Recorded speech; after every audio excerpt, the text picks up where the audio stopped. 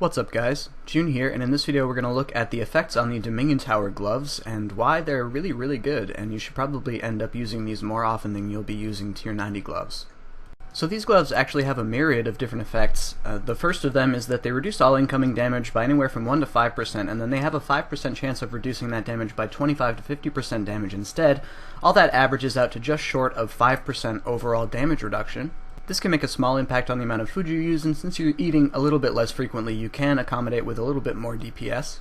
The second effect is that basic abilities have a 5% chance to deal 25% more damage, which on average is about 1.25% improved damage with basics. For comparison, a Tier 90 glove will improve your damage with abilities by 1%, though this of course applies to thresholds.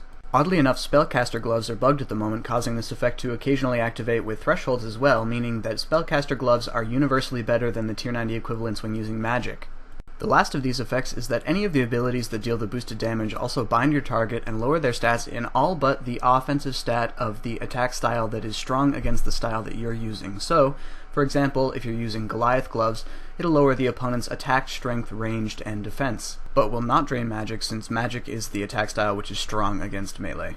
This stat reduction both reduces the amount of received damage as well as increasing your hit chance against the opponent, though this won't make a major difference at most bosses as a result of the stat restoration effect that they have, which works very similar to the way that overloads work. This periodic restoration prevents the stat reduction from accumulating over time, but you still do get a small accuracy bonus as a result of this. The exception to this is Yakamaru, who doesn't have a stat restoration effect, and as a result, a team who is mostly comprised of people using Dominion Tower gloves can effectively reduce Yakamaru's defense to 0, dramatically speeding up kills, and this is a common strategy when used for speed kills.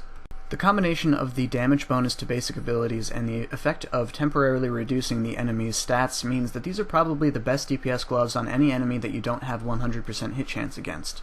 Furthermore, as a result of the bug that causes the effect to trigger on the spellcaster gloves with thresholds as well, spellcaster gloves, as I said before, are universally the best DPS gloves against any opponent.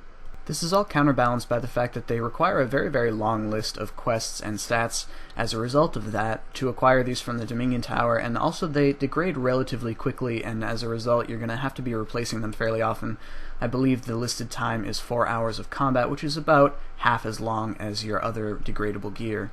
They can also be somewhat inconvenient to replace since you'll have to take time out to go to the Dominion Tower and kill an additional 25 bosses to replace a single pair. Though this also means that you won't have to deal with the cost of repairing a Death Touch bracelet or replacing your Tier 90 gloves, which are often quite expensive because they're only achievable from some high-level Slayer mobs while on task, and the demand for them is relatively high. So thank you guys as always for watching. I hope you learned something from this video, and I will see you in the next one.